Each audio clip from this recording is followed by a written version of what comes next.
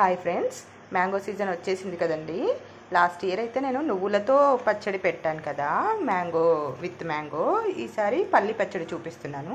First అయితే పల్లీలు మంచిగా దూరగా వేయించుకొని పౌడర్ చేసి పెట్టుకుందాము. నేనైతే ఇదిగోండి ఈ గ్లాస్తో 2 గ్లాసెస్ పల్లీలు పౌడర్ చేసి పెట్టుకుంటున్నాను. చూడండి, ఇలా అయితే పల్లీలు మిక్సీకి వేసి పౌడర్ చేసుకున్నాను. చూడండి, ఇప్పుడు ఇది పల్లి అయితే పౌడర్ రెడీ అయింది కదా. 2 గ్లాసెస్కి మనం టీ గ్లాస్లో హాఫ్ అండి ఆవాలు పొడి చేసి ఇందులో కలుపుకుందాం. చూడండి, ఇప్పుడైతే ఆవాలు మెత్తగా పేస్ట్ అయింది కదా, పొడిలాగా అయిపోయింది కదా. ఇది కూడా ఇందులో పోసేసుకుందాం.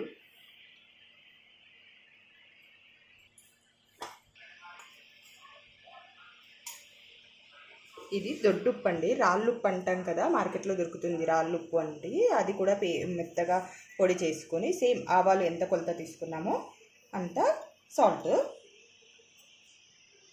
సేమ్ అండి ఆవాలు సాల్ట్ ఎంత తీసుకున్నామో కారం కూడా అంతే తీసుకుంటున్నాను.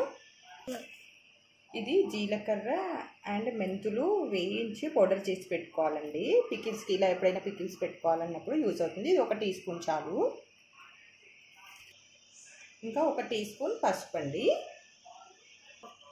ఇంతే అండి. ఇంకా ఇందులో వేసుకునే మసాలాలన్నీ అయితే పౌడర్ చేసేసుకున్నాము. ఇప్పుడు మ్యాంగోస్ బాగా వాష్ చేసుకొని పీసెస్గా కట్ చేసుకొని మళ్ళీ చూపిస్తాను. చూడండి, ఇలా మధ్య మధ్యలో కొంచెం ఉండలు కనిపిస్తుంది కదా పల్లి పొడి, అది కూడా ఉండలు లేకుండా మంచి పౌడర్లా మిక్స్ చేసుకుందాం.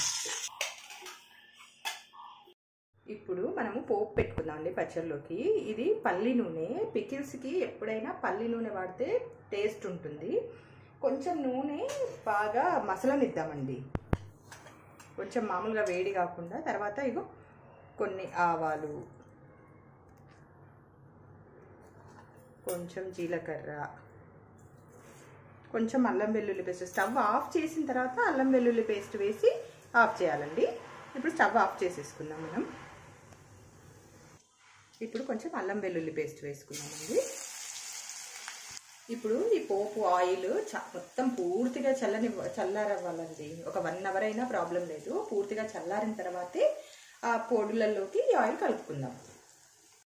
ఇప్పుడు ఈ మిక్చర్ ఉంది కదండి, ఇందులో మనం ఇదిగో ఇలా ఒలిచి పెట్టుకున్న తెల్లుల్లి రెబ్బలు ఒక 15 నుంచి 20 వరకు వేసుకుందాము. ఇప్పుడు చూడండి, ఆ పౌడర్కి నేను ఒక 3 మామిడికాయలు లావులావుగా ఉన్నవి ఇలా చిన్న చిన్న ముక్కలుగా కట్ చేసుకొని వచ్చాను.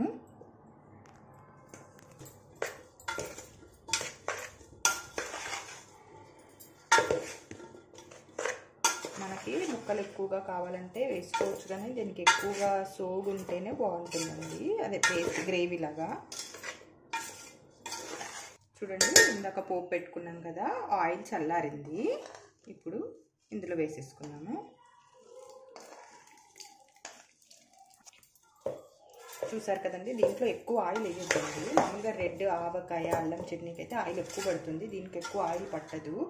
ఇలా అయ్యాక ఇందులో కొన్ని వాటర్ వేసి కలుపుకోవాలి.